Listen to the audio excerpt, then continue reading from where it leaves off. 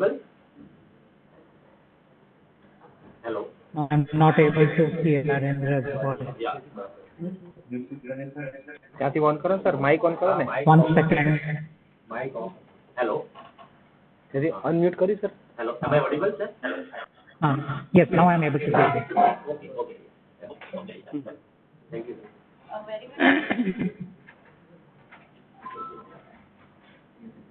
Hello. Yes. A very good morning to all present over here. Today, the first session will be conducted by Mr. Pradip Mukherji, sir.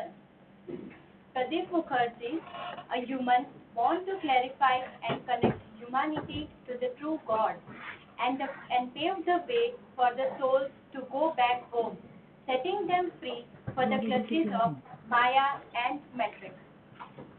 He is a human whom God chose to deliver God's message, a message that gave humanity a clarity of what God is and what God is not, a message that explained the utmost simplicity how and why we are bound to this multiverse, a message that gave humanity a conscious choice for the first time after knowing who God is and who God is not, a choice to choose God, to be with God, to be healed by God, and to be guided by God. A message that was once delivered in the closed walls of a hotel banquet is now being openly delivered through this book. God first gave the choice to Pradip sir to take God's message to the world. Then God gave the choice to the humans who came to Pradip sir in his workshop. Now God is giving the choice to all the humans through this book to choose God. To deliver this message, Pradip sir meticulously, unreasonably, patiently, and committedly followed the will of God at every step. His choice, his commitment, his one-pointedness to follow the will of God put this selfless, simple human in total discomfort when God declared that God now lives in and as Pradip sir. Humans who attended the workshop with Pradip sir came to know who true God, Aka Paramatma, is for the first time. His only invitation to every human is to read this book with an open mind at one go and try God for 30 days. Now I request N.M. Patel sir to welcome Mr. Pradip Mukherji sir. Hello. Good morning to all of you, my respected Pradip sir. It's my really great privilege to have this session as part of this training program, and particularly like I am been benefited being connected with sir in every way, like the clarity I get in every area of my life, and so I don't have words to explain what I got through sir. So I wish that everyone over here in this room get the benefit of sir. So I requested sir, do we have permission? Can you join this training program participants? And we got the permission. So I was very much happy that we are having Pradip sir with us in this session, and I have requested already all the participants to read this book which we gave them as part of this kit of their training program. So I hope they have read, and they may be, and I ask them that you can interact with sir once sir's present talk is. So I welcome you, sir. So. Okay, good morning everyone. Good morning. First question, you all can hear me? Narendra, can you just confirm? Can you hear me, Narendra, and everyone? Yes, sir, we can hear you, sir. And my image is clear? Yes, my image? Yeah, image is perfectly clear. Okay, good, thank you. Thank you.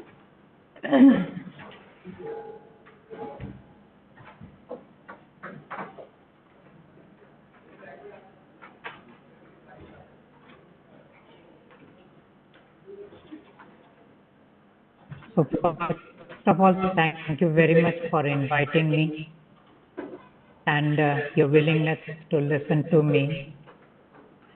I'll be speaking for some time and then I'll be inviting you to ask your questions and share whatever you feel you want to share.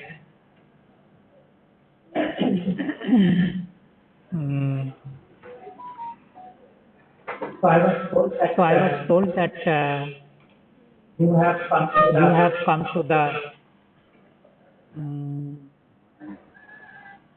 Narendra, there is a echo coming. 1 minute. Why is this echo coming? It's very strong. Can you bring me on this and without this? The speaker of the computer. नहीं मैं वो देख रहा हूँ इसमें ये से connected होती speaker. Okay, can you now listen to me? Can you listen to me? Yes, sir, but still echo is there. Yeah.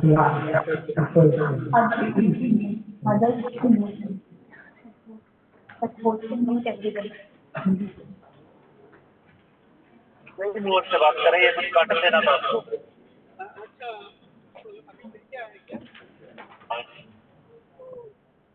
आप कभी घर पे आए हैं वो से? आज बिल्डिंग के सामने है। आप फोन करके आना चाहिए था ना, हम लोग तो बाहर हैं। लेकिन आप प्रॉब्लम नहीं है, मैं उधर बाहर रख देता हूँ डोर के पास, प्रॉब्लम नहीं है। डोर के बाहर आपका अपार्टमेंट नंबर क्या है? 501।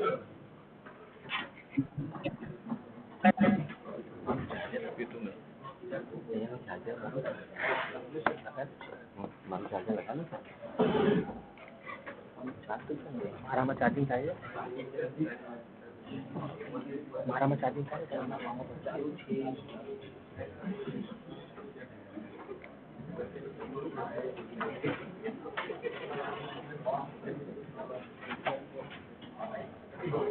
Can you hear me now, Narendra? Yes, sir. We can hear.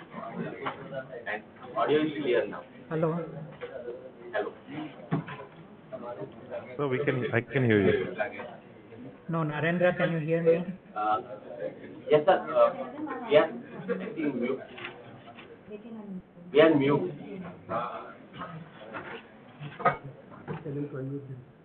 Yes. Am I audible now?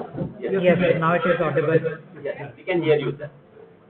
And you can see me also? Yes, we can see you also.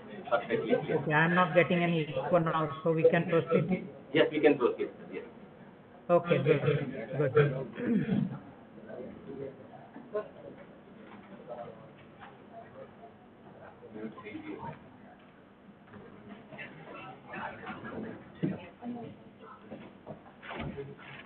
So, once again, good morning to everyone who has joined in this meeting.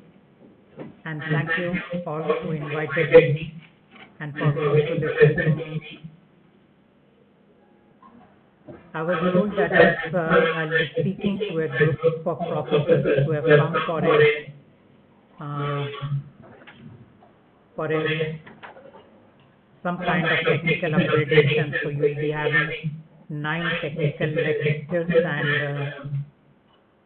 1 lecture will be non-technical, which is where I actually am coming in. Now, it's interesting what is technical and what is non-technical.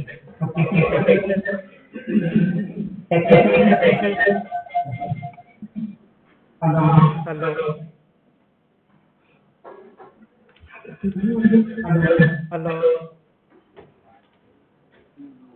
Okay, technical seems to be something which is kind of dead. Non-technical thing which is kind of alive.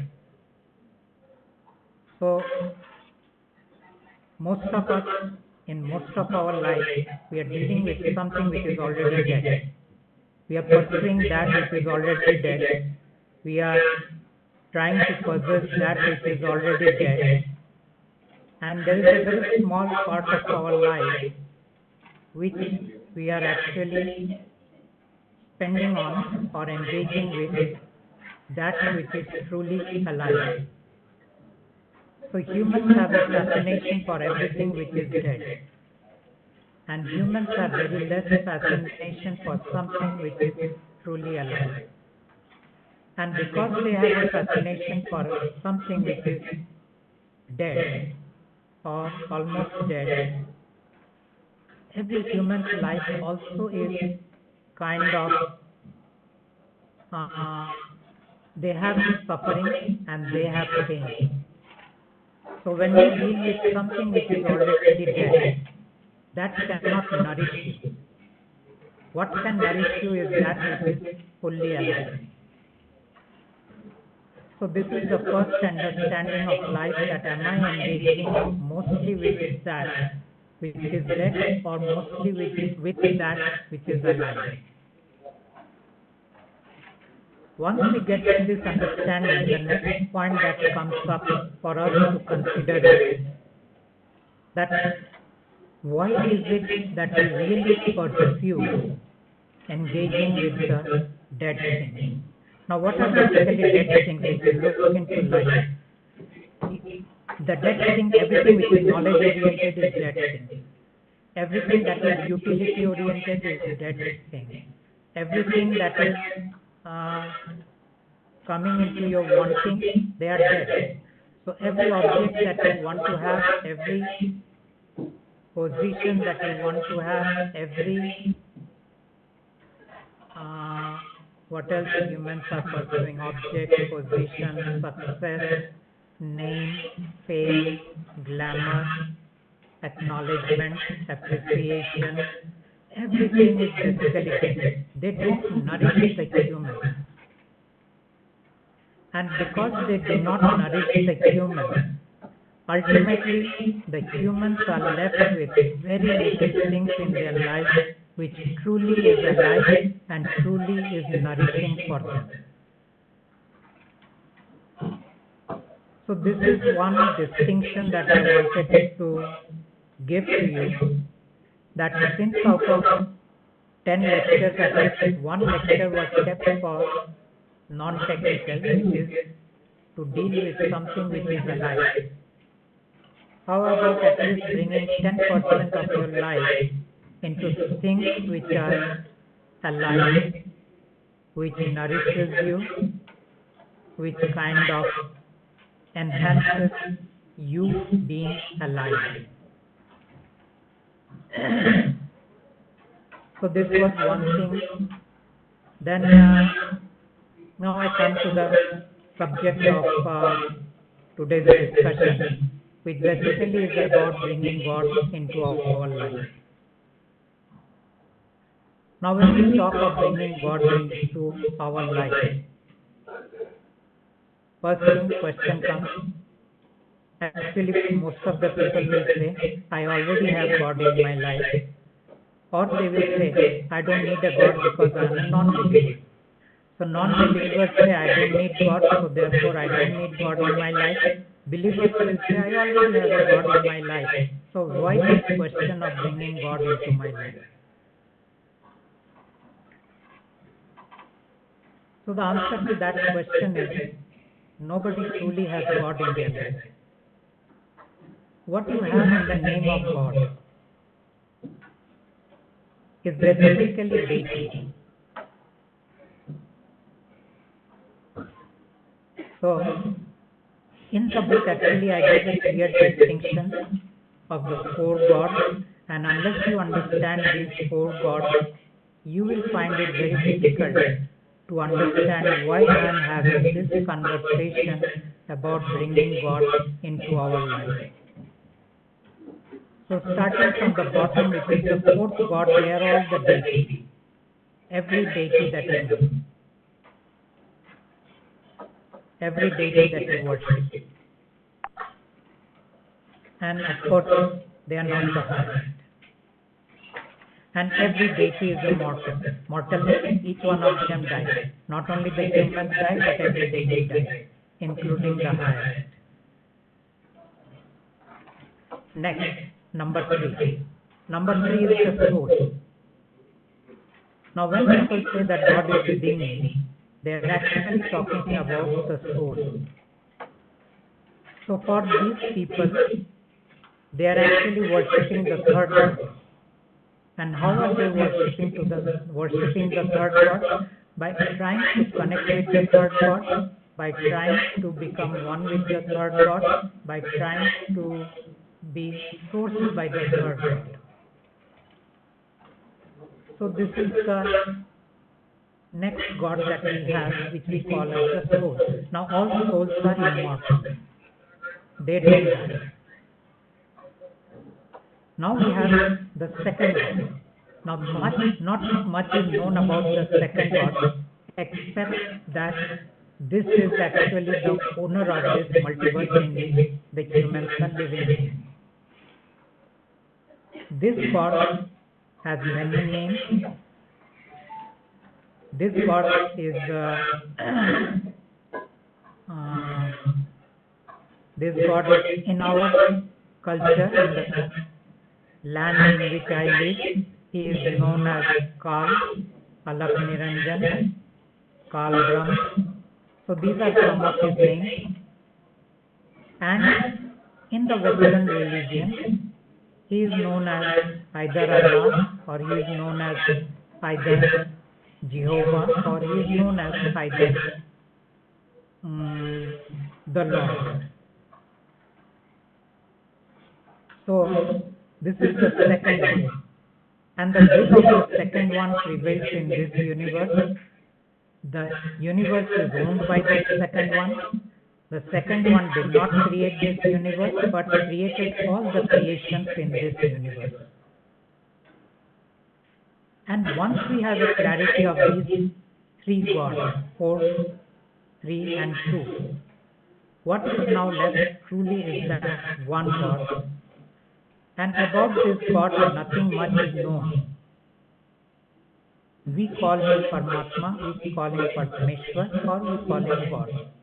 He is the absolute, he is the supreme. Unfortunately, the second God has taken and used this name for himself. He said I am Paramatma, he said I am Parameshwar, and he said many other things. So now that I have clarified to you about the 4 gods and made it very clear who the actual God is, and this second God also is immortal.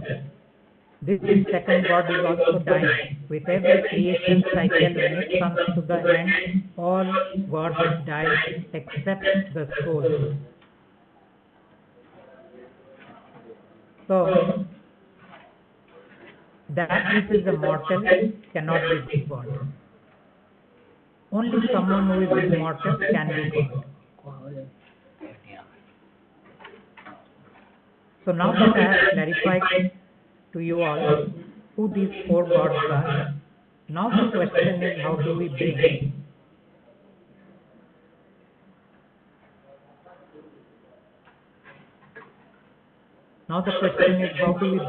the true God into our life? And why do we need to bring the true God into our life? Then we have to understand one thing about the second God. Whether we call him Kal, whether we call him Allah, whether we call him Jehovah, whether we call him Ahura Mazda, whether we call him many other names. This God has no interest in the well-being of humanity. This God doesn't care for the human. This God is never going to bring peace and well-being and joy to the human. Why? Because this God thrives on the pain and suffering of the human. if the pain and suffering of the human goes away, this God will not be able to thrive. So this God has no interest in your well-being, in your peace, in your ease. In these things, the second itself to be very kind, very benevolent, very compassionate, very caring, very loving. These are all the projections. They are not the truth. The truth is, this God has only one interest, to deliver pain and suffering to humanity. And this is one reason that in spite of the fact, humans have tried every way that they could make themselves free from their pain and suffering, they could not do that. It's not because the humans did not do enough to come out of their pain and suffering. They have done enough for thousands and thousands of years. But unfortunately, this God did not allow any of the projects to become successful. So when God gave us religion, the second God or the second one gave us, actually I will now refer to him as King. He is the King of the universe. It is King who gave us the religion, and it is King who gave us spirituality. And it is King also who gave us materialism. Why do you think the humans have such a fascination for knowledge, success, power, control, domination, manipulation, and acquiring of objects? Why do the humans have this fascination? It's not an accident. It is a part of a design that makes the human materialist. So actually there are three religions in this world. The first religion is known as materialism. The second religion is known as whatever the religion is. And the third religion is known as spirituality. Why the king had to bring in spirituality? For the simple reason that the king knew that there will be a group of people who cannot be trapped within materialism, and they cannot be trapped within religion. They will question everything. They will be very sharp. They will be very intelligent. And so how do you deal with this group of people? They have also to be bound. And so the king brought in something called you can escape from the cycle of birth and death. You can become enlightened. You can evolve spiritually. So that's where the king brought in this phenomena of escaping the cycle of birth and death. But if you notice, every person, and there are thousands and thousands, maybe millions and millions of people trying to escape the cycle of birth and death, either through some kind of spiritual practice, or through some kind of spiritual purification, or through some kind of spiritual abstinence. Abstinence means they are saying, I will now stop doing this and stop doing that, which includes brahmacharya, which includes penance, which includes going into the mountain and giving up the world. But none of them work. None of them make the humans free.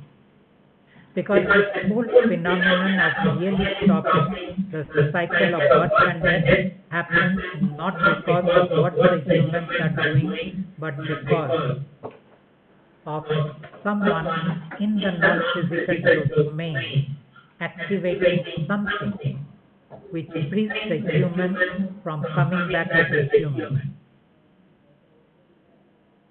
So those who say that there is only one life and there is no life after that, it is true. Why?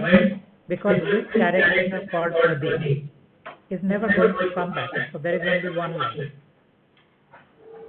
And those who say no, there are many lives, that is also true. Why? The character might not come back. This body mind character will not come back.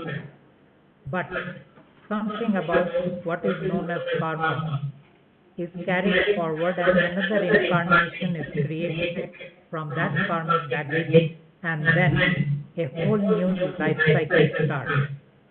So both are true. One life is true, many lives are also true. Both are relatively true. And this thing called karma is also a very funny thing. Why it is funny?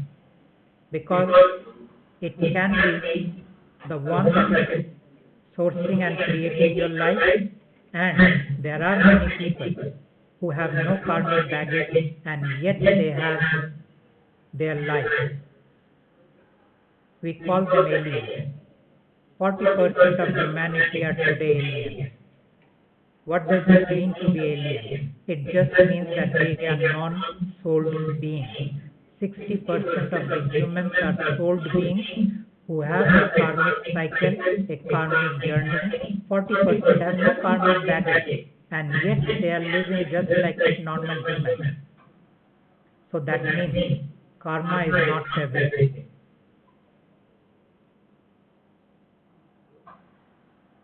So this is one more thing which I actually explain in the book about karma, how it has relevance and at the same time it has no relevance. It's just like we can have one life and many lives. Both are true. Karma is also true and also not true.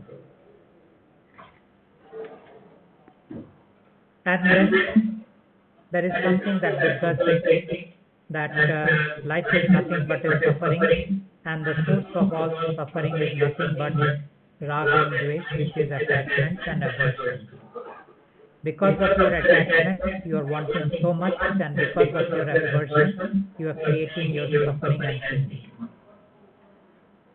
So attachment doesn't create suffering and pain. Aversion creates suffering and pain. But attachment is the source of your aversion. Today you like someone, tomorrow you don't like someone. Today you want someone, tomorrow you want to push that person away from you. Today you want to meet someone, tomorrow you want to avoid that person. They all go hand in hand. It's like the two faces of the same coin. So it begins with the one, it ends with the other. And the other creates our suffering and our pain. So look into your life. You are so attached to everyone in your family. But they are also the source of all your suffering and pain. Look into all the people around you, the people whom you want to be near you, and you will find they are the ones also who are the source of your suffering and pain. So this is another thing. Then, what else do I cover?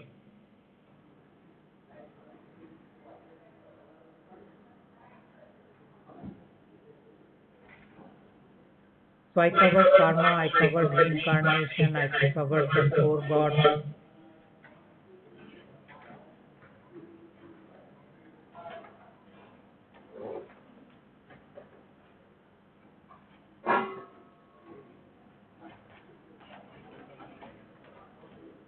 So let me now talk about the soul. What is soul basically? I said souls are immortal.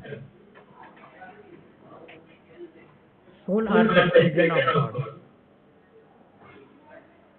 And anything who comes from the body of God are immortal. Because God is immortal. Now it so happens that the king was immortal. Because king is also the son of God. And this son of God at one point of time decided not to follow the will of God and started defying the will of God again and again and again.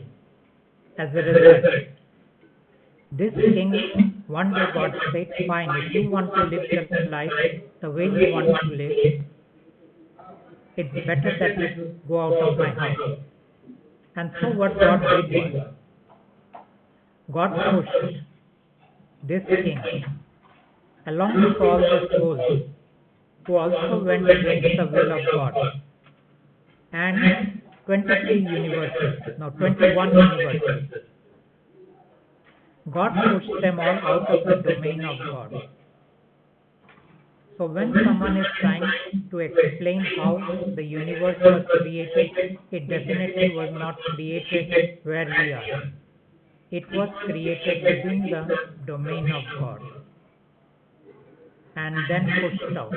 What the king did was basically, what were only planets, the king made them stars, king created the law, king created the movement of the planet, king created life, and along with the soul and king, they both created all kind of life, they created all kind of animation of the beings.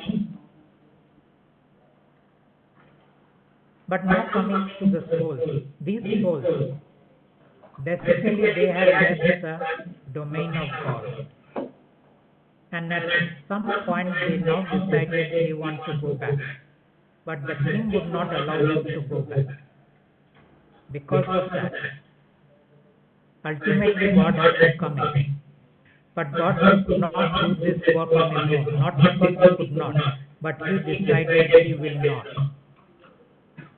It is something like you may be a very powerful person compared to your neighbors, but you do not go and try to dominate your neighbor in your way of thinking and living. You do not do that because out of decency. So it is out of decency that God said, I will not interfere in the domain of the king. I will work to a human who will do my work. And this human will free the souls and allow them to come back home. So I am that human that was chosen for this job. And for 8 years I worked constantly. And that work was a very complex work, a part of which I understand, most of which I don't understand. Because I was only following the instructions of God. I do not know the dynamics of how it happened. But at the end of 8 years, God said, so go back home.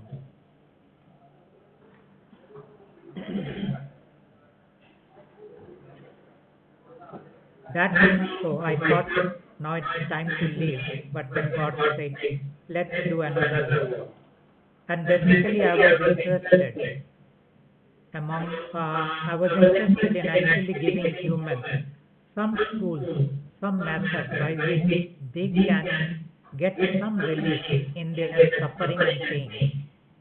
Now God had made it very clear to me that God will not change the storyline of the human. Why? Because if it changes the storyline of one human, it is going to affect 1,000, 5,000, 10,000 lives. So just because someone is not married and that one wants to get married and it is not in the storyline, if you try to bring another human and make that marriage happen, you will actually create a series of effects which can be devastating for many people. In the same way, you are not supposed to be rich, but God says, I am going to make you rich. Well, then the way you are supposed to interact with n number of people will now stop. And all new people have to be created who have to come into your life because now you are a rich man. So God is not going to do all these things. God is not going to give you what the humans want. What does the human want? Human says, I want success, but the storyline says, no, you cannot have much. Humans say, I want to have the good power. But God says, you are going to get what you are going to get. The humans say, I want to go and live in a foreign land. God says, your storyline is meant to be where you are meant to be. And so God doesn't touch all these things that the humans want. God says exactly where you are, the way, the event in which you are. I can give you a little relief or maybe a lot of relief, but just relief, which means I wouldn't touch your external circumstances, but I will give you some freedom, some relief in the way you are experiencing life. And so, and God said, I can give you that if you choose me. Now, every human by default has chosen the king. Even those who are non-believers, they have chosen the king. When they say that I am a non-believer, I believe in science and technology, they have chosen the king. Why science and technology takes you to the king? Because science and technology is the very modality that is dead. But you will say that this is one modality that has improved the quality of life. It has not improved the quality of life, it has improved the quantity of life. The quality of life kept going down. Because the quality of life is a measure of how alive you are, how spontaneous you are, how giving you are, how caring you are. And when I use the word caring means not at the cost of anyone else or not at the cost of anything else. Every provider in the family is caring. But what kind of caring is that? I don't care for my neighbors. I don't care for what happens to others. I just care for that money should come to my house and I must have more cars, I must have a bigger house, I must have more fame, I should go to the best destinations to have entertainment and vacation. Now this is how we are caring. We are caring to a small group of people, but at the cost of others. In the same way, science and technology is caring at the cost of something, at the cost of destroying something. And most of the time we are destroying that which is alive. So, this thing I say, one religion is materialism, in that there won't be any God. One religion is the religion that I follow, irrespective of whether you are a Hindu, Muslim, Christian, Parsi or whatever. God only in that. And one religion that I follow is spirituality. You say, my own spiritual evolution, my own spiritual growth, my own spiritual journey. Well, God will not be even in that also. All three are sourced by the king. So I am just making it very clear, you cannot have your feet on both the boats. You cannot have the king and God both together. You have to choose either God or king. King will satisfy your ego and enhance your ego. God will neither satisfy your ego nor enhance your ego. King will make you feel very special. God will not make you feel special. King will make you feel extraordinary. God will not make you feel that. In fact, with God, you will become very ordinary. But that will not be ego enhancing. Because ego says, I want to be special, I want to be important, I want to be heard, I want to be noticed, I want people to acknowledge me, I want people to notice me. This is what ego says. And with God, all these things are gone. You become no one. No one notices you, no one acknowledges you, nothing.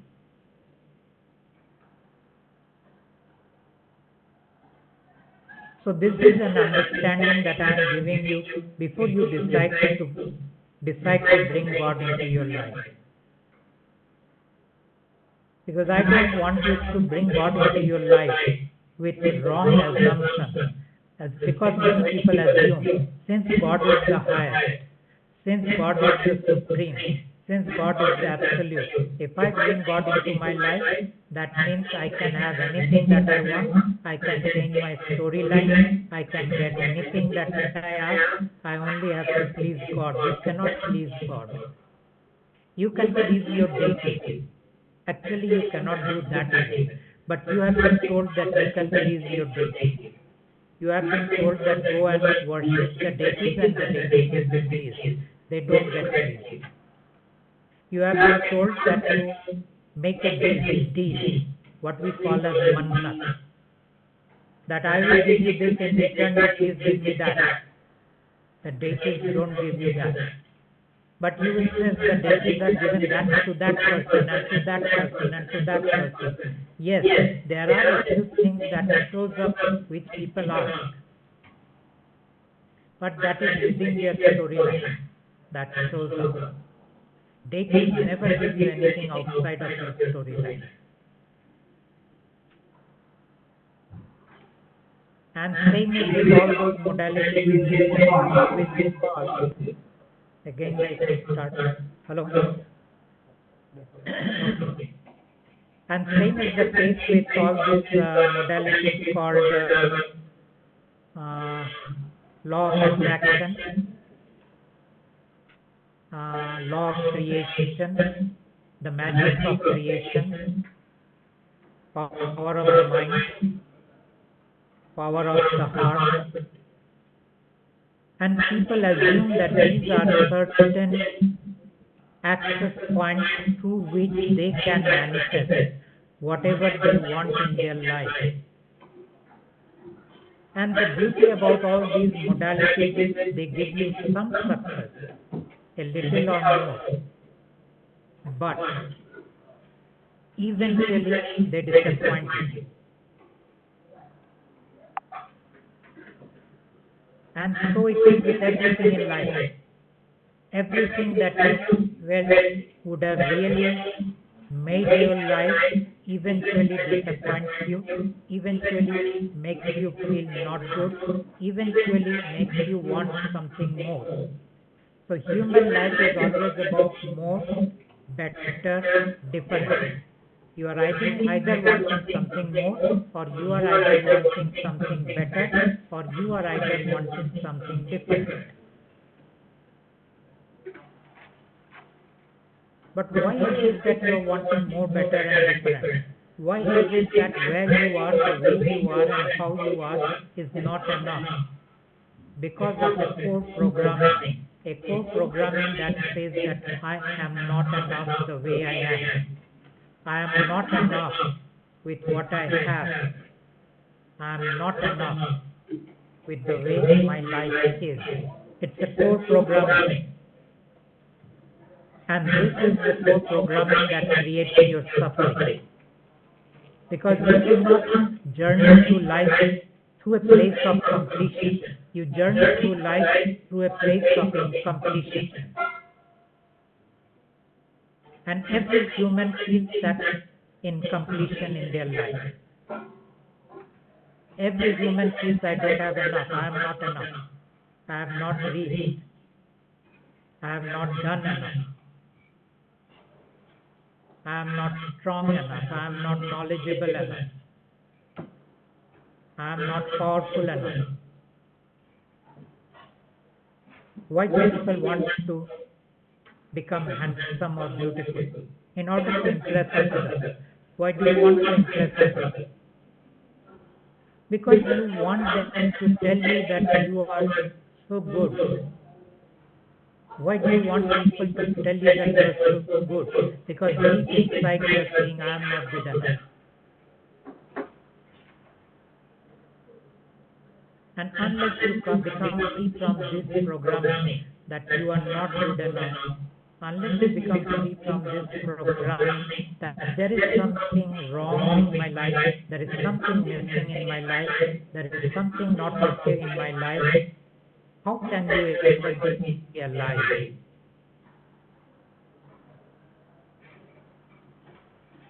And that is where God comes in. if you connect with God and if you receive the grace of God, the first thing that happens is you cool down. Like we cool down with AC, air conditioner, you cool down with God. You cool down into ease and peace. You start getting relaxed. You start feeling good where you are the way you are. You start feeling okay. And now you can really laugh for no reason. Now you can be non-serious. King makes you serious. King makes you ambitious. King makes you driven. And for nothing. In the end, humans have worked for 30, 40 years, given everything that they have, and finally the question came up is, everything that I created, everything that I gave, another person came and wiped it out in one day. And you go into utter frustration. So first there was pride that you created something so beautiful. And then there is pain. And in that pain you saw someone else coming and destroying your creation. You could never enjoy life. Because when you are creating, you were nothing but having a series of sacrifices in your life. And through those series of sacrifices, you created something that the community around you acknowledged as good. But before you died, you also saw that getting destroyed. You saw that getting removed. And then the pain came in. Why did I sacrifice? For whom did I sacrifice? For what did I sacrifice? So there was pride and now there is pain. This is all that human life is. For those who are very serious, for those who are very ambitious, for those who are driven, goal-oriented, for those who want to create something so great that they will be remembered, for which people will thank them. But eventually, every human being is thankless. No one really cares for anyone. Every human being is self-driven. Self-driven by their self-interest.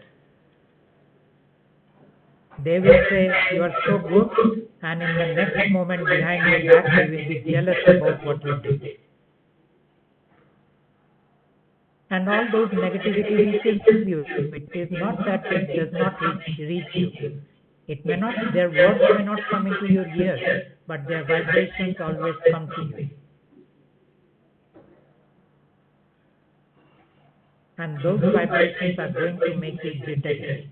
Those vibrations are going to make you tight. You will not be able to relax in your body. And then humans use all kinds of stuff to relax. They start smoking, they start drinking, they start watching TV, they start going into shopping, they start going into vacation, they start doing this, doing that. Nothing truly relaxes. Because every human being is taking on all the negativity of all the people who are jealous about them or who are scared about them. If you are someone who is very good in dominating people, people are scared and their fear will come and haunt you.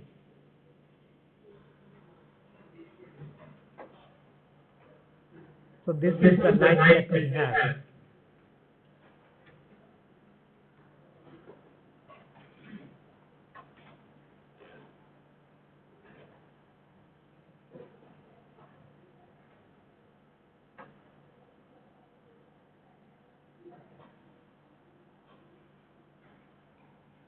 So, I do not know how many people truly will be bringing God into their lives. My job is to give them the message of God. My job is to invite the humans to allow God to come into their life. And it isn't much that you have to do to bring God into your life. All God says is do a mantra which takes less than 2 minutes, and nothing more is needed. But if you have any pain or any suffering, you can talk to the book. And if you have read the book, you can practice the protocols given at the back of the book. Only these 3 things.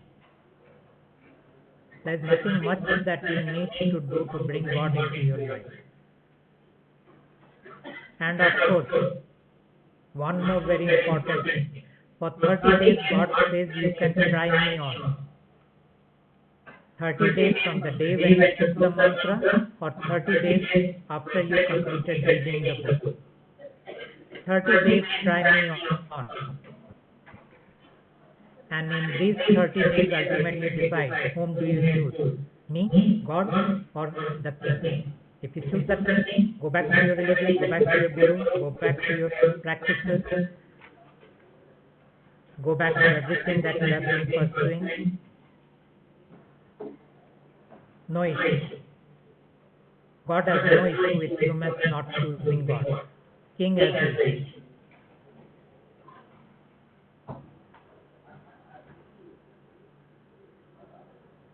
So my message is very simple. It started with being alive or dead. And everything in the domain of the king is dead. Why? Because the king himself is dying. King dies and is reborn. And in the domain of that which keeps on dying, how can you have anything which is alive?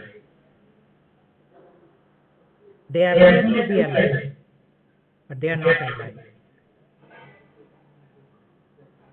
It's only with God true aliveness comes into the human journey and into human life. Unfortunately,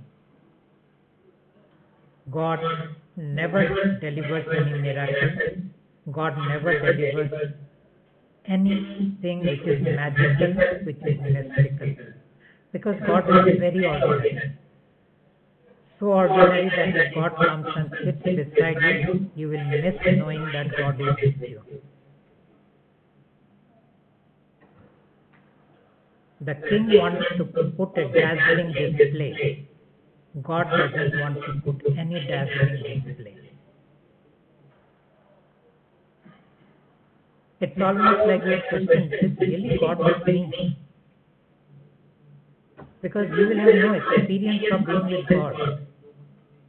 But when you are with the king, you will have multiple experiences, all kinds of experiences. And you will have pride with your experiences.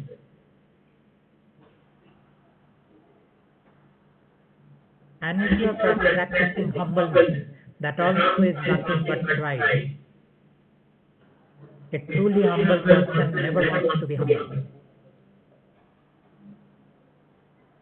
Never displays his humbleness. Because there is no need to be humble.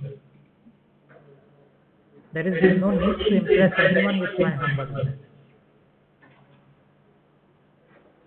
So where is the need for humbleness? And pride is something that society, community and nation tells you that you must have pride. Why? Because that is the way they control you. And you have pride over many things. You have pride in the family you are born in, you have pride with all that you have done, you have pride with the organization you are in, you have pride with what you are associated with. Pride is in every area of your life. And yet pride is a negative emotion.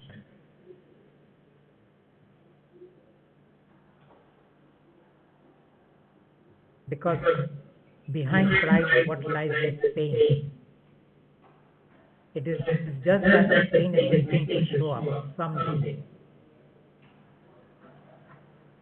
It can show up the next day and it can show up after 50 years, but it always shows up.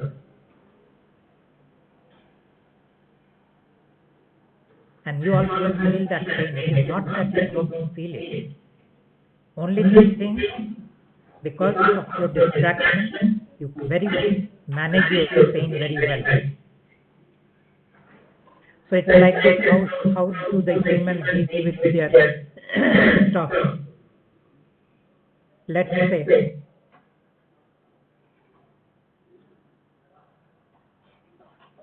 say, you are angry. You're very angry. How do you deal with it? The first thing, you would want to vent out. You would want to vomit out your anger.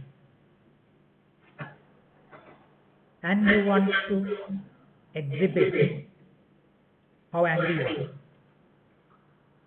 But if for some reason, so that we call that expressing your anger. But if for some reason the person standing in front of you is your boss or is someone who has power over you, you cannot now vent out, you cannot express. What do you do with your anger? You suppress.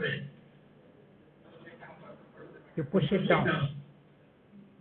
And you try to maintain a state which is either neutral or wanting to please the other person. But anything that is suppressed comes up with a greater force at a certain point in time. Maybe as anger or maybe as a disease. So these are the first two things. Express, suppress. What is the third thing that humans do?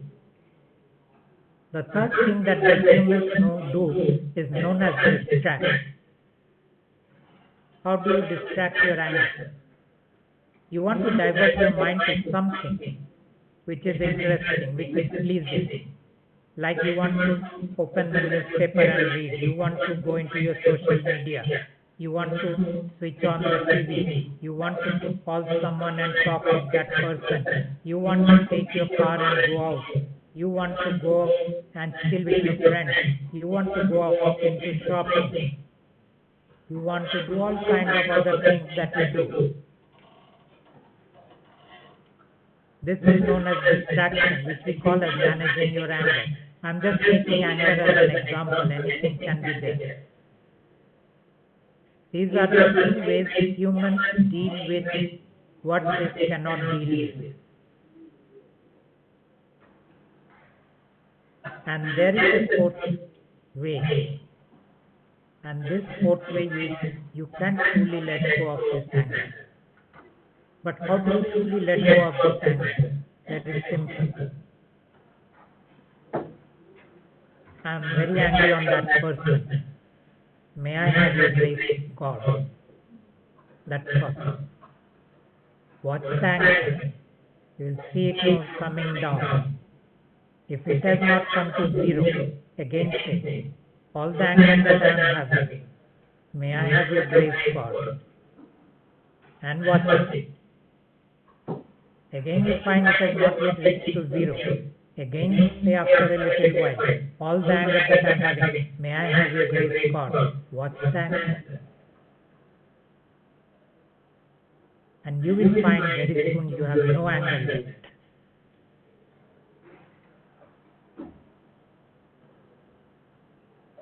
This is another way. This is one way you can have God in your life and let go of all your negativity, of all your negative thoughts, emotions, feelings. Identify one by one, feel it and just say it. Issue is very simple. All the headaches that I am having, all the stomachache that I am having, I am scared to face my principles. I am so concerned that my project is not yet over. I don't know how to complete my project. I am struggling with my project. Whatever your issue is, say, may I have your grace, God? Bring in the grace of God into your life. And over a period of 30 days, you will start noticing some shifts happening. which will be very graceful and very soothing. So this is an experiment that God is inviting the humans to explore. And God says very clearly, do not have faith in me. Why you should not have faith in God? For the simple reason that you do not know God. But what does the king say? You must have faith in the one that you worship. Why does the king say that? Because that is the way king is binding you. And so king says, have faith, have trust, have belief. King is demanding your submission. King is demanding your surrender. King is demanding your devotion.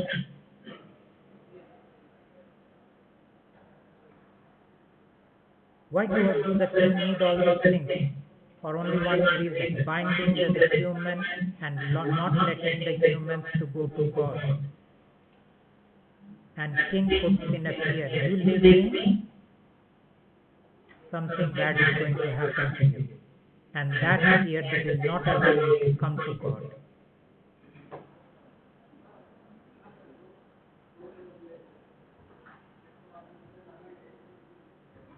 So I have been now talking for 1 hour. Now let me talk within the context of people's questions. So now I am inviting the question answers to come in.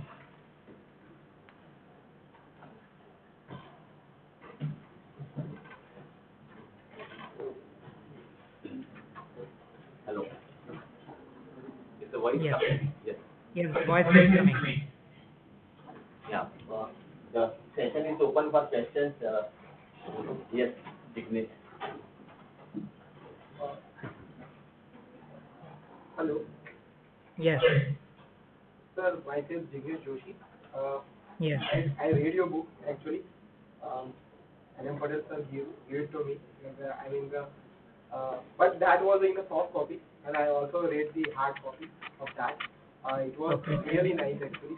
I really appreciate for that, and I really thank you for that. Sir, I have just one question. You said that everything is written in a storyline. Something that we know that is some karma is there. Like if you do your work regularly or something, you will get some benefit. So how? There is I need clarity on that. If you can. You need to know more about karma. Yeah, sir. If many people believe that way. If karma is there, let's say if I do very hard work, right, I will be in a top 1% of the richest person, right? So majority of the people they have this kind of a thought. So, but if you say that it is already written in the storyline, so there is a confusion about that. Can you just verify? Okay, thank you. So, first thing we have to understand what karma is. Most people believe that karma is nothing but actions. If you do good actions, you have accumulated good karma, and if you do bad actions, you have accumulated bad karma. That is the belief that the humans have. But that's not truly what karma is. Karma is something else, and it has got nothing to do with your actions. The simplest understanding of karma is unfinished business. A business that did not get over and got carried forward into the next incarnation. Now, what does it mean to be incomplete? What does incompletion basically mean? It just means that if you are in a family and if you are attached to all the people in your family, when you die, you are now karmically bound to them and they are going to come back into your life again. Because there was an incompletion.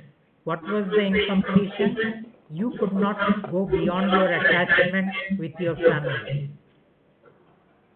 That is one thing. Same is the aversion. If you have any kind of negativity against any person, and if you are dying carrying that negativity with you, you are now carrying a karmic baggage. You again have to come back again with that person and sort it out till you come to a place of neutrality, till you come to a place of balance, till you come to a place of equanimity. So first, what creates karma is attachment and aversion.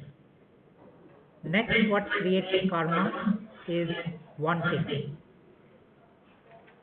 If you are wanting something in life and you die with that wanting, that is the karma. If you come to a place of wanting nothing, that means all your karma is gone. You have zero karma. But wanting and even when we are dying, we are wanting to go to heaven, wanting not to go to hell, the wanting continues forward to another lifetime. Now you have again brought into place where similar circumstances will show up, and again you will be kind of, do I forgive that person or do I not forgive that person? Do I forgive myself? Do I not forgive myself? So forgiveness. Forgiving me and forgiving the other. This creates karma. Another thing that creates karma is judgment. If you judge people, if you judge circumstances, you are going to create karma. Now if you notice in all these things that I said, there is no action. There is nothing good or bad into it. There is nothing about giving donations or not giving donations. There is nothing about feeding the animals. There is nothing about going and taking care of those who are downtrodden.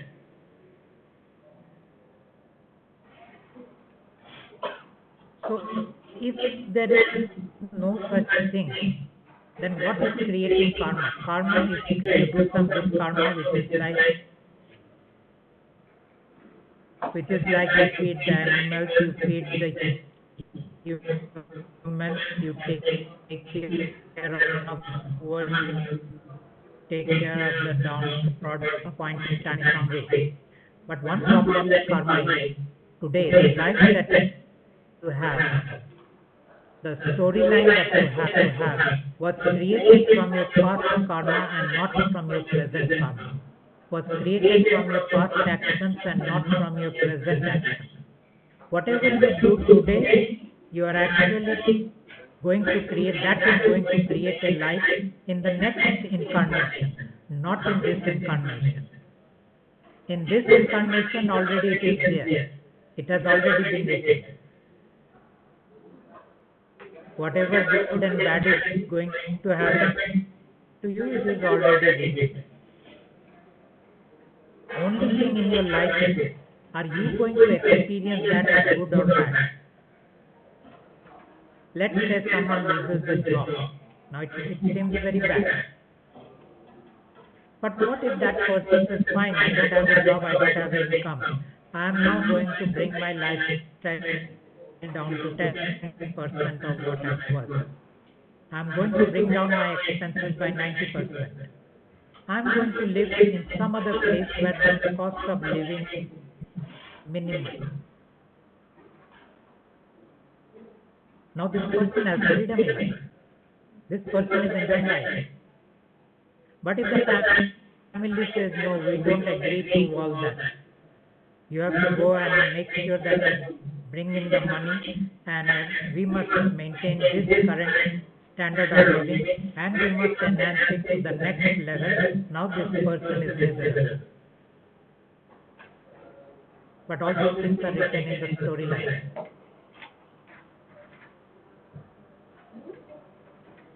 It is already created. It is already scripted. It is only unfolding. Someone losing their job is unfolding. Their family is saying we are not ready to adjust, is unfolding. This person saying, I do not want to bring down my standard of living is unfolding. That means the way you are experiencing life is now going to be miserable. It is just a mindset which could not readjust to new circumstances. If you have the freedom to readjust, no karma will ever be able to touch you. No circumstances of life will be able to touch you.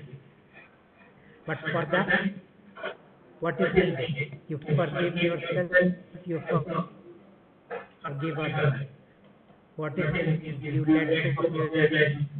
What is needed is deep acceptance of whatever life is. So another thing that creates karma is non-acceptance. But when you are in acceptance, now the events of life do not create suffering and pain. So with God, what we are trying to do is trying to basically come to a place where we are less tormented by life, less suffocated from life, less pain is created from life. That is what we are aiming for by bringing God into our life. Have I given you some clarity about what you wanted to know? Yes, sir.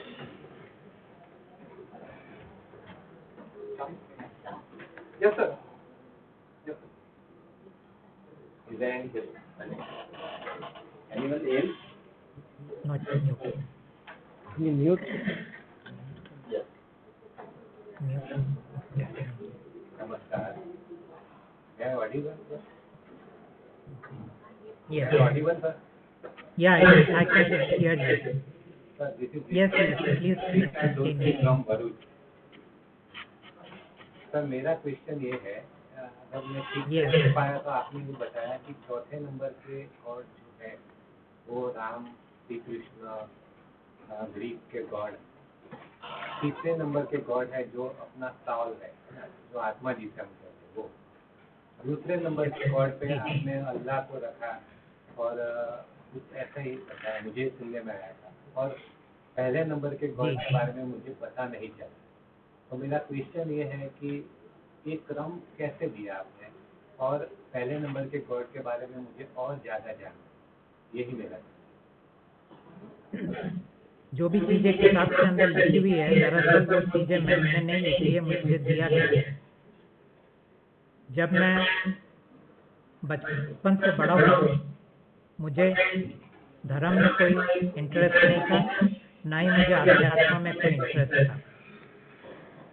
Materialism में कम interest था, जैसे कि मुझे ये जानने में ज़्यादा interest था कि लोग पैसे कैसे बनाते हैं, लेकिन पैसे कमाने में मुझे कोई इंटरेस्ट नहीं था।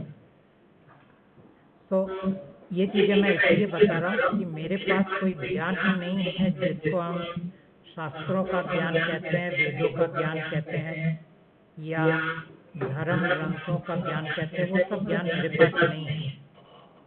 जो थोड़ा बहुत ज्ञान मेरे पास था वो इंजीनियरिंग टेक्नोलॉजी के ज्ञान है, क्योंकि मेरा पेशा था, और उन चीज़ों को ही मैं पढ़ता था और उन चीज़ों के अंदर ही मैं इंटरेस्ट या रुचि रखता था। बाद में जो भी चीज़ें उस किताब के अंदर लिखी गई है, दरअसल वो सब चीज़ परमात्मा ने मुझे बताया है, क्योंकि मैं परमात्मा के साथ बात करता हूँ, उनके कहे बातों पे मैं चलता हूँ, उनके दिए गए इंस्ट्रक्शंस को फॉलो करता हूँ। तो जब वो चाहते थे कि मैं वर्कशॉप लूँ, तो सवाल ये था कि वर्कशॉप में मैं बोलूँगा क्या? तो कभी मैं वो मुझे उन चीज़ों की तरफ ले जाते थे जो पहले से थे, क्योंकि परमात्मा की चीज़ें जो पहली बार इस दुनिया में आया वो करीबन 600 साल पहले आया, और 600 साल पहले उसको लाने वाला जो था वो शख्स का नाम था कबीर। कबीर तो परमात्मा के संतान है, जिस तरह ये राजा परमात्मा के संतान है, और कबीर के दिए हुए जो भी उस वक्त की जो भी नॉलेज था वो सब चीज़ें कहीं ना कहीं से उपलब्ध है। कुछ लोग उनके बारे में बातें भी कर रहे हैं, और पहली बार कबीर ने राजा के बारे में बताया। पहली बार कबीर ने कहा कि ये तीनों जो है इनकी पूजा मत करो, करो तो सिर्फ एक का। उन्होंने दरअसल उनको कहा था चौथा राम, बट एक्चुअली हम लोग उनको पहला राम बोलते हैं। तो कबीर कहता था ये बाकी राम की पूजा मत करो, उसमें से एक राम ये आत्मा भी है। तो आपने पूछा कि ये नॉलेज मुझे कहाँ से मिला, तो ये नॉलेज का सोर्स परमात्मा है, उनके द्वारा बताए गए चीजों से है। और कई सारी चीजें जो मेरी किताब में लिखी हुई है वो दरअसल कहीं कोई शास्त्र में नहीं है, वो सिर्फ मैंने इसलिए लिखा क्योंकि परमात्मा ने कहा कि तुम उसे लिखो। तो ये आपका पहले क्वेश्चन का सवाल है। दूसरे क्वेश्चन का जो पहले क्वेश्चन का जवाब है। दूसरे क्वेश्चन का जो जवाब ये है कि आप परमात्मा के बारे में थोड़ा और जानना चाहते हैं। मैं परमात्मा के बारे में कुछ नहीं जानता, ना मैंने कभी उन्हें देखा है, ना जाना है, ना समझा है। उनके साथ काम किया है। काम करने का मतलब ये नहीं होता है कि मैंने उन्हें देखा, जाना या समझा। काम करने का मतलब ये होता है कि उन्होंने कहा ये कहो और मैंने वो किया। और 8 साल के ऊपर मैं उनके साथ काम कर रहा हूँ, और जब उनके पास से इंस्ट्रक्शंस आते हैं वो बहुत क्लियर होते हैं, उसके अंदर कोई कंफ्यूजन नहीं होता है कि मुझे एग्जैक्टली क्या करना है। और बहुत माइन्यूट इंस्ट्रक्शंस उनके होते हैं। तो बड़े बड़े इंस्ट्रक्शंस भी उनके होते हैं, छोटे इंस्ट्रक्शंस भी उनके होते हैं। हर चीज़ों को मैं पूरे शिद्दत के साथ फॉलो करता हूँ। तो इसीलिए ज़्यादा मैं उनके बारे में नहीं कह सकता, लेकिन इतना मैं कह सकता हूँ आपको, मैंने उनके काम करते हुए देखा है। 8 साल तक मैंने दरअसल राजा और परमात्मा के बीच के लड़ाई को देखा है। और ये मैं इसलिए कह सकता हूँ क्योंकि दरअसल हालांकि मैं एक इंसान हूँ, लेकिन नॉन फिजिकल डोमेन जो है वहाँ तक मेरी पहुँच, परख, समझ, अंग्रेजी में बोले तो perception, knowledge, communication, everything I have. तो जिस तरह आप एक दूसरे इंसान को आप समझ सकते हो, देख सकते हो, मैं उन चीज़ों को देख तो नहीं सकता। अंग्रेजी में उस वर्ड को कहते हैं कॉग्नाइज। मैं कॉग्नाइज कर सकता हूँ। कॉग्नाइज का एक तरह से अगर इंग्लिश शब्द है तो यूँ कह सकते हैं कि मैं समझ सकता हूँ। तो क्योंकि मैंने राजा को देखा वो कैसे खेल रहा था, मैंने परमात्मा को भी देखा वो कैसे खेल रहे थे, और ये एक चेस का गेम था। और चेस का गेम ये था कि कोई भी कदम परमात्मा उठाता था, राजा उसे ब्लॉक करता था। परमात्मा कबूलने की कभी कोशिश नहीं किया।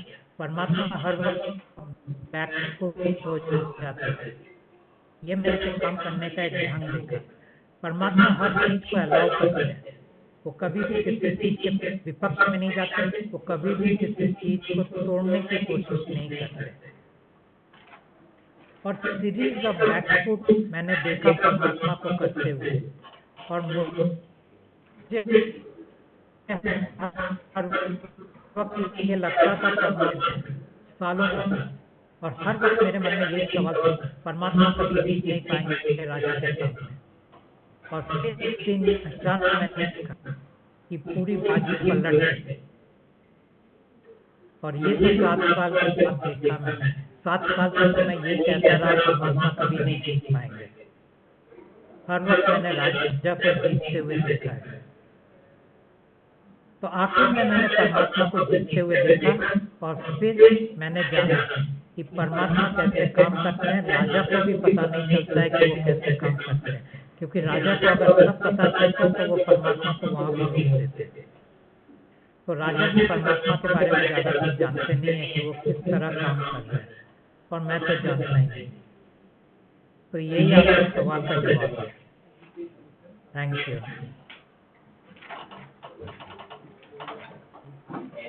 Any other participant? Anyone else want to ask anything? Right.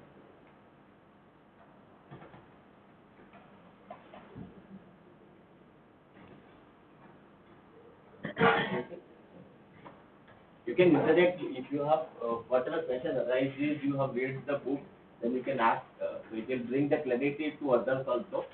So don't get hesitate asking if you have any question. सवाल पूछिए, वो सवाल क्या है मतलब नहीं रखता है, क्योंकि जब आप कुछ पूछेंगे तो मेरे अंदर से कुछ निकलेगा, बहेगा, मैं कुछ बोलूंगा। So don't get hesitate in asking questions. और कोई भी आपको यहाँ जज नहीं कर रहा है।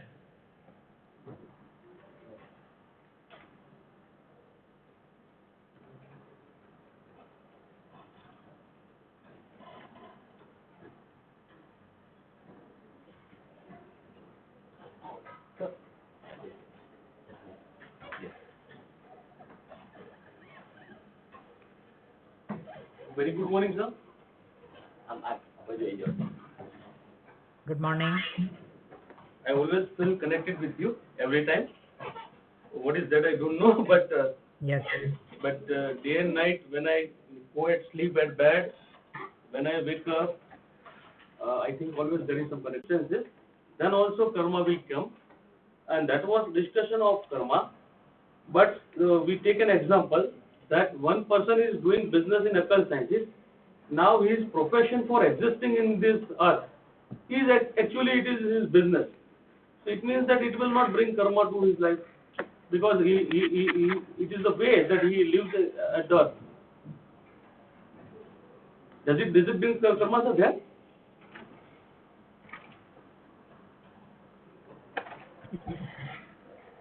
Okay, you completed your question. Okay, now do that. Same question. I'll just repeat the question because there was some disturbance. Did you say that those who are practicing occult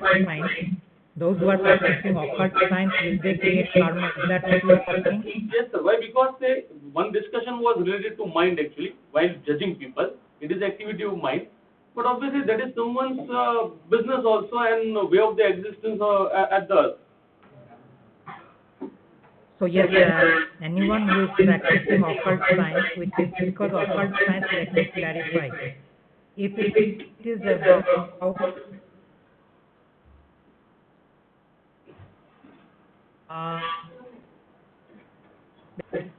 you cannot take money from people in order to inflict injury or damage.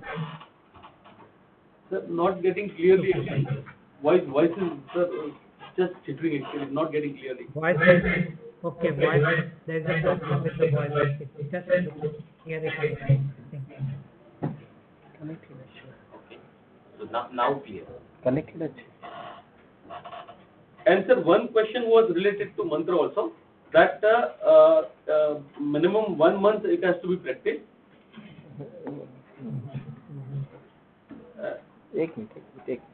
Can you listen to me clearly? Yes, sir. Can you listen to me clearly? Yes, sir. Now listen, sir. Now we can listen. Now you can clear to me. Yes, sir.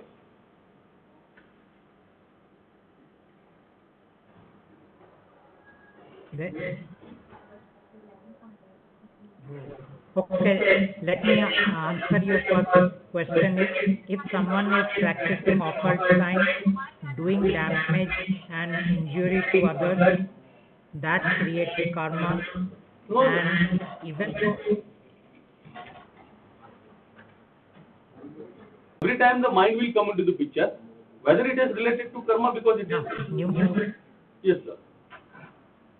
Numerology and astrology is not about delivering judgment. It's perceiving the future and the past. That not create karma.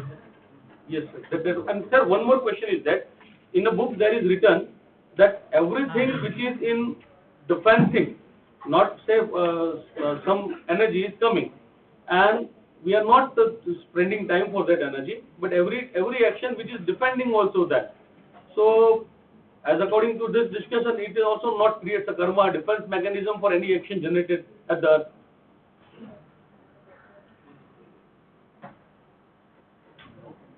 Your question got cut off. Can you once more come with the question? Again, I am repeating that Yes.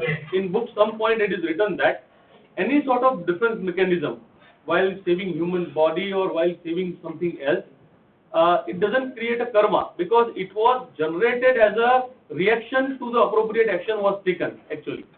And so does it any has relation with the karma? Because in book somewhere it is written that it also does not create karma. Yes, the answer to that is basically we have something called as survival mechanism. Yes, sir.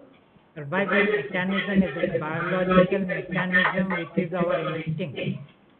And when we try to save ourselves or kill others in order to survive, that does not create karma. Karma is created from the mind and not from the body.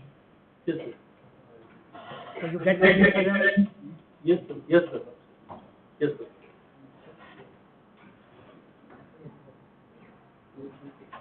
That's why there is no karma there.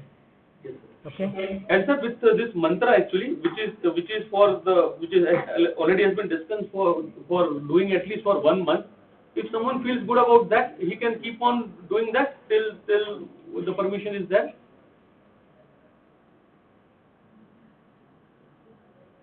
Yeah, you can keep on doing the mantra till the end of your life. GG sir. GG sir. Thank you sir. Thank you sir. Very nice to sir see you on the screen and very eager to meet you at on personal level also sometime. Thank you sir. Thank you. Thank you, Kashyap sir. Sir, can we give mantra to all the participants here? Yeah, they are waiting to take. Yeah. So, on behalf of all of you, can I request sir to give mantra over here? So everyone is willing to receive. Okay. So, sir. Okay. First thing is we have not, we did not plan it. So one is taking out certain Xerox copies of the pages as the guidelines, which you later on distribute to them. Yeah, we will take the printout and we'll distribute. So guidelines later you can give. The second, just 1 second. Mantra screen we can share here. They can take the screenshot. Okay. It's in the projector screen. It's a here. What my team is saying, we will put the mantra on the screen. Yes. And of course, everyone who is seeing in the YouTube also will be able to see the mantra. But later on, when you actually upload it into the YouTube, remove that mantra from the screen, YouTube screen. Can that be done? Yes. Can we even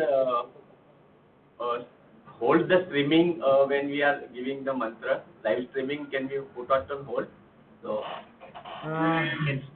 we can pause the streaming for that. Can pause the streaming, just keep it between us. Possible? Yeah, it is possible, sir. YouTube. So just do it. Yeah. Just do it. Yes.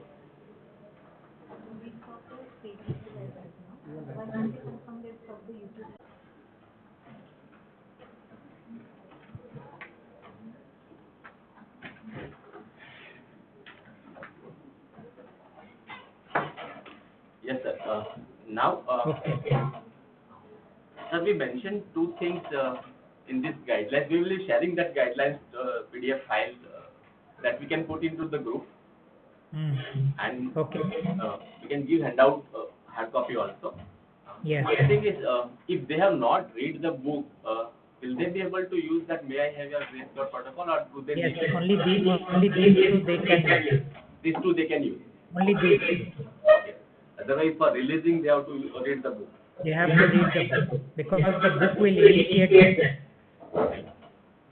That book is the initiation. Okay? Yes, sir. It's clear. So, anyone has any questions?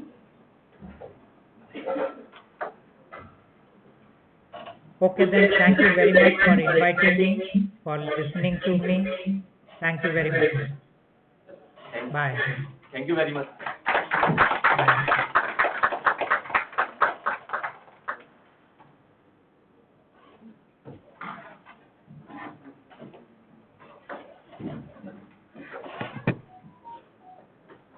Okay. maybe before that we end, I would like to